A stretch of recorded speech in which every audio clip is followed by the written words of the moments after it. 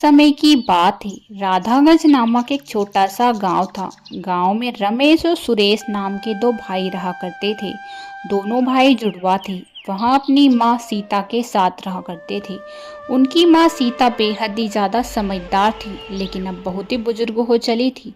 वहां अपने बेटों से हमेशा कहती थी, बेटा शादी कर लो ना तुम दोनों। तुम्हें तो पता ही है मैं कितनी बुजुर्ग हो चली हूँ। अब मुझसे ना काम धंधा नहीं होता। मैं चाहती हूँ कि बहुएं आ जाए और घर संभाल ले, ताकि मुझे आराम मिल सके। अब मुझसे यहाँ काम धंधा नहीं होता। माँ, हम दोनों को अलग नहीं होना। आपको तो पता ही है ना, आजकल की लड़कियाँ अगर शादी कर लेंगे तो हम दोनों भाइयों को अलग करवा देगी। और मैं नहीं चाहता माँ कि हम दोनों भाई अलग रहें। हाँ माँ, भैया बिल्कुल सही कह रहे हैं। मुझे भी भाई से अलग नहीं होना, इसीलिए मैं भी शादी नहीं करना चाहता। अरे, तुम दोनों को अलग नहीं होना, लेकिन तुम्हारी शादी तो करनी ही होगी ना, और एक ना एक दिन तो तुम दोनों को अलग भी होना पड़ेगा। ऐसी बात नहीं है माँ, लेकिन अभी हम दोनों को अलग नहीं होना। जब तक हम आपका अच्छे से फर्ज नहीं निभा देते, तब तक हम शादी नहीं करेंगे। मुझे पता है मेरे बेटों कि तुम दोनों बहुत ही अच्छे हो, लेकिन मुझे अपनी बहुओं का मुंह भी तो देखना है। जरूरी थोड़ी है कि सारी बहुएं एक जैसी होती है। माँ, हमें कोई बात नहीं करनी। यहाँ कहकर रमेश और सुरेश अपने काम पर निकल जाते हैं।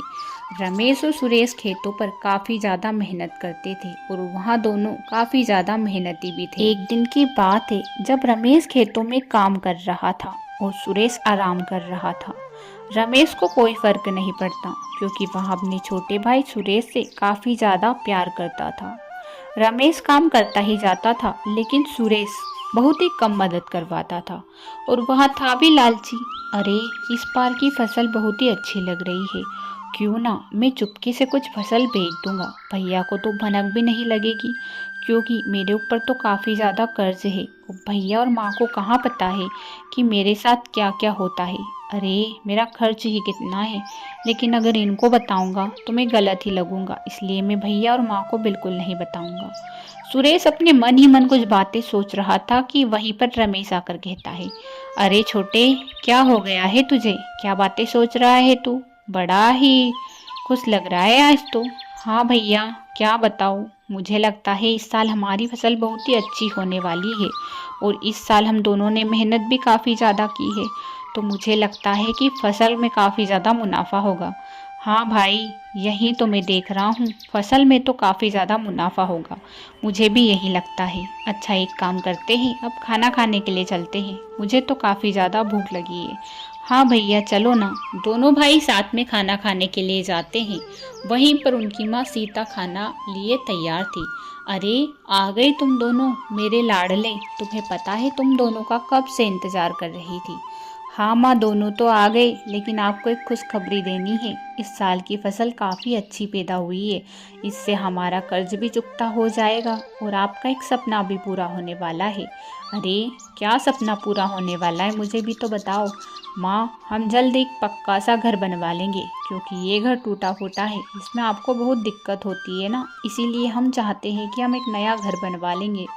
रमेश अपनी माँ के लिए नए नए सपने देख रहा था कि वह अपनी माँ के लिए एक अच्छा सा घर बनवाएगा। वहीं पर सुरेश खुद के लिए सपने देख रहा था कि वह अपना कर्ज चुकता करेगा और ऐशो आराम की जिंदगी खुद ही जिएगा। राधा को सब पता था कि उसका बड़ा बेटा रमेश बहुत ही ज्यादा भोला और सीधा साधा है। वहीं पर उसका छोटा बेटा सुरेश बहुत ही चंट और चालाक है। एक दिन की बात है, जब वह मन ही मन सोचती है, मेरा बड़ा बेटा रमेश बहुत ही भोला है, दिन भर काम करता रहता है और मेहनत करता रहता है, उसे कोई लालच नहीं है। लेकिन मेरे छोटे बेटे को बहुत ही लालच है, ना ही वह काम करता है। लेकिन मुझे दोनों की शादी करवानी ही होगी। रमेश को अगर मैं कुछ कहूँगी तो सुरेश को अच्छा नहीं लगेगा, लेकिन शादी करने के बाद रमेश की पत्नी ही उसे समझाएगी। उसे चंट और मैं बिल्कुल नहीं चाहती कि मेरा बड़ा बेटा रमेश ऐसा ही रहे, क्योंकि इस दुनिया में भला होना इतनी अच्छी बात भी नहीं होती। हाँ, फिर अपने बेटे रमेश के पास जाती है। रमेश, तू जल्दी शादी कर लेना, तेरी माँ की यही इच्छा है। तू अपनी माँ की इच्छा पूरी नहीं करेगा क्या? माँ, आपको पता है ना आजकल की लड़कियाँ कैसी आती है, वहाँ हम दोनों भाइयों को अलग करवा देगी। मैं नहीं चाहता माँ कि मैं सुरेश से अलग हो जाऊँ, और अगर आपकी इच्छा है तो हम सुरेश की ही शादी करवा देते हैं, क्यों ना। अरे बेटा, कैसी बातें कर रहा है कि तुरंत सुरेश बोलता है, हाँ माँ, भैया सही कह रहे हैं, मुझे भी यही लगता है। भैया की शादी की उम्र हो गई है और मेरी भी। अगर भैया शादी नहीं कर रहे तो ठीक, लेकिन आप मेरी ही करवा दो। इससे घर भी नहीं टूटेगा, क्योंकि मेरी पत्नी आएगी तो वहाँ झगड़ेगी किससे? उसे तो झगड़ना होगा ही नहीं। इसीलिए मेरी शादी करवा दो, भैया को रहने दो। घर का बंटवारा भी नहीं होगा और फायदा ही फायदा होगा। इसी तरह सुरेश मन ही मन सोचता है, अरे अगर भैया शादी नहीं करेंगे तो सब कुछ मेरा ही तो होगा। भैया जो कमाएंगे वहाँ भी मेरा होगा, मुझे तो मेहनत करने की भी जरूरत नहीं पड़ेगी। सुरेश मन ही मन लालच करता है। वहीं पर रमेश सोचता है, अरे अगर मेरे छोटे भाई की शादी हो गई तो उसकी ज़िंदगी खुशहालों से भर जाएगी, वहाँ खुश हो जाएगा। और हाँ, मैं तो उसके लिए हूँ ही सही, वहाँ कितना खुश रहेगा ना। सुरेश सुरेश खुद के बारे में सोचता है, वहीं पर रमेश उसके भाई के बारे में सोचता है। और माँ खुद ही परेशान थी, मेरा रमेश कितना भोला है, हमेशा दूसरों के बारे में ही सोचता रहता है, खुद के बारे में कभी कुछ नहीं। इसी तरह कुछ समय बीतता चला जाता है कि फसल बहुत ही अच्छी पैदा होती है, जिसमें से सुरेश मन ही मन सोचता है, अरे इस बार तो फसल बहुत ही अच्छी पैदा हुई है, साथ ही मेरी शादी भी होने वाली है, क्योंकि भैया ने तो कहा ही सही कि वो मेरी शादी करवाएंगे, तो मुझे कुछ पैसे बचा लेने चाहिए।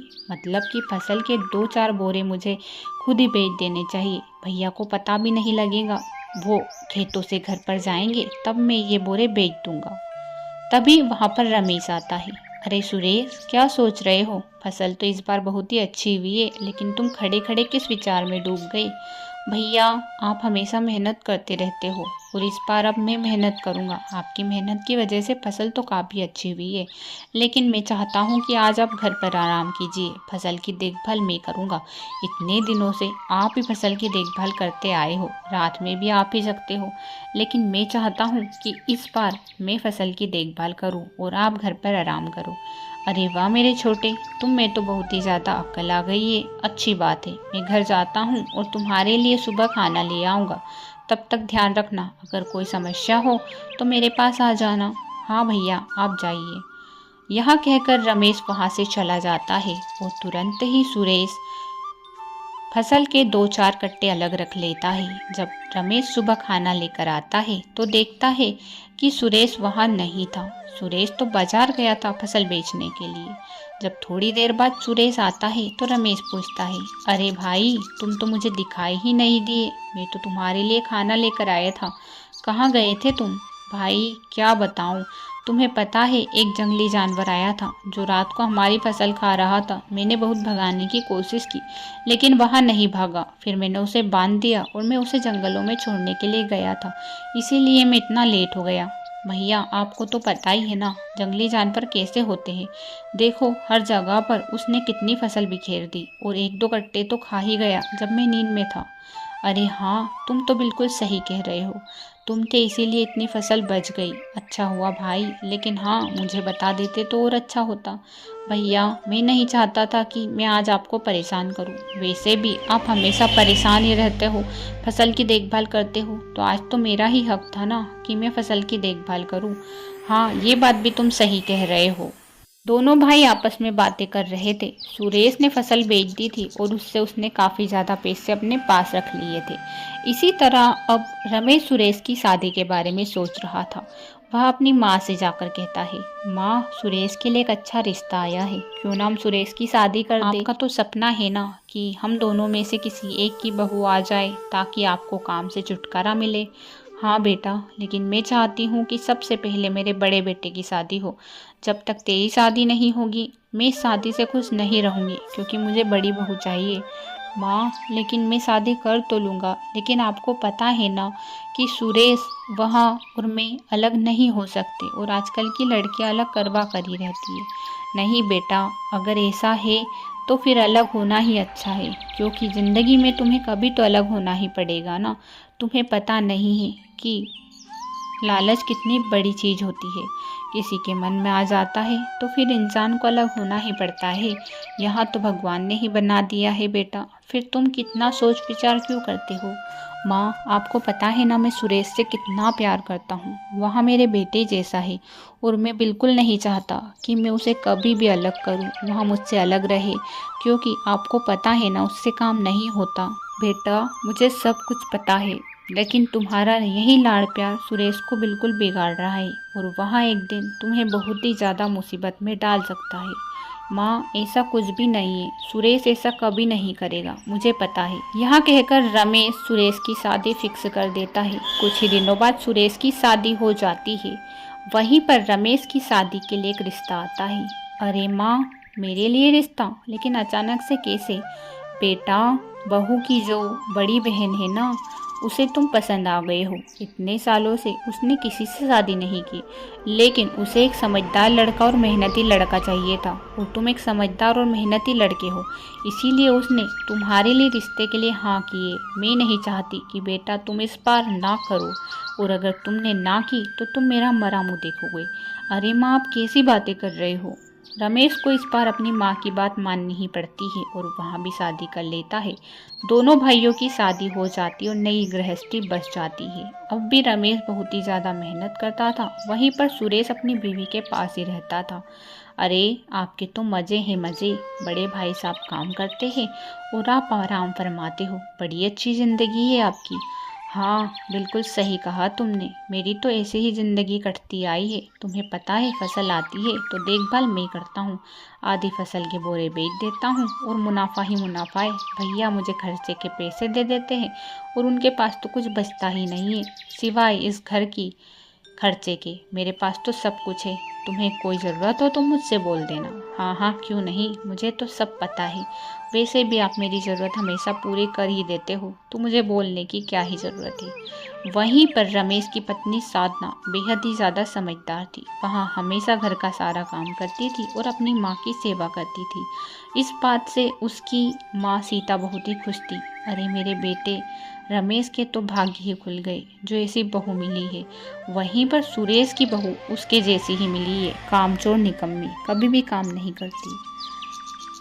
तुरंत ही सीता अपनी छोटी बहू के पास जाती और कहती है, अरे बहू, कुछ काम धंधा कर लिया कर, दिन भर पड़ी रहती है।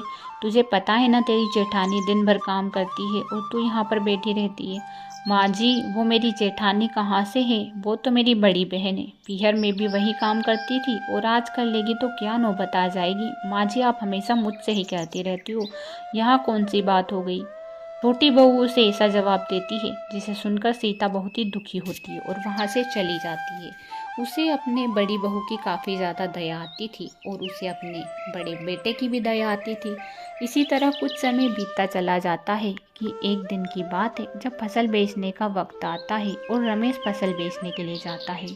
अरे जी, आपको पता है हमेशा भैया ही फसल बेचने के लिए जाते हैं और आपके हाथ में तो कुछ है ही नहीं।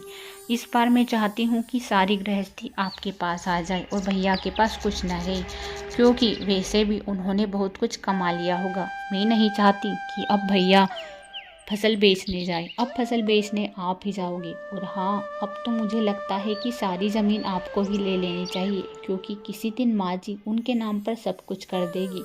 वैसे भी माँ जी हमेशा उनको ही साथ देती है, उनका ही सपोर्ट करती है। हाँ भाग्यवान, कहे तो तुम सही रही हो, मुझे यही करना होगा। ऐसे ही कुछ समय बीतता जाता है कि एक दिन सुरेश अपने बड़े भाई से कहता है, भैया मुझे घर के कुछ लोन लेने हैं, लेकिन उसके लिए सारी ज़मीन मेरे नाम करनी होगी। अगर आपने ज़मीन मेरे नाम नहीं की तो मुझे लोन नहीं मिलेगा। आपको तो पता ही है कि मैं शहर में एक बड़ी सी दुकान खोलने वाला हूँ, उसके लिए मुझे लोन की ज़रूरत है। जैसे ही लोन पूरा हो जाएगा सारी ज़मीन माँ के नाम कर देंगे, लेकिन इसके लिए माँ से आपको साइन करवाने ही होंगे, चाहे कुछ भी हो जाए। इसी तरह रमेश सुरेश की बातों में आ जाता है और सारी ज़मीन सुरेश के नाम पर कर देता है। अब सारी ज़मीन सुरेश के नाम पर हो चुकी थी और सुरेश को अब लालच आ चुका था। एक दिन की बात है जब रमेश घर पर आता है। अरे भैया, आप इस घर में अब नहीं रह सकते। अरे भैया, आपके पास जितने भी पैसे हो आप मुझे दे दीजिए, क्योंकि अब घर का मुखिया मैं हूँ, आप नहीं। अरे क्या कह रही हो तुम? तुम्हें पता है ना कि मैं तुम्हारा बड़ा भाई हूँ? किस तरह से बात कर रही हो? भैया बड़े भले ही हो, लेकिन घर का मुखिया तो अब मैं ही रहूँगा, चाहे कुछ भी हो जाए। लेकिन तुम ऐसी बातें क्यों कर रही हो? क्या हो गया है तुम्हें अचानक से? भैया भैया सारी ज़मीन अब मेरे नाम है, ये सारा घर मेरे नाम है, सब कुछ मेरे नाम है, इसीलिए आप घर से अब निकल जाइए। भाभी दोनों की अब यहाँ पर कोई जगह नहीं है, समझ में आया? यहाँ कहकर सुरेश उन दोनों को घर से बाहर निकाल देता है।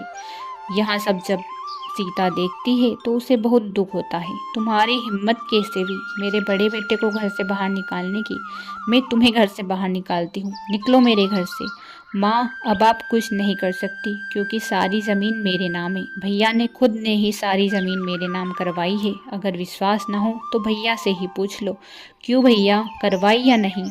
हाँ माँ, मैंने सारी ज़मीन सुरेश के नाम पर करवाई थी। मुझे लगा था कि सुरेश को शहर में दुकान खोलनी है, इसीलिए लोन की ज़रूरत है, इसीलिए मैंने उसके नाम से सारी ज़मीन करवा दी। लेकिन मुझे नहीं पता था कि वह इतना बड़ा धोखेबाज निकलेगा।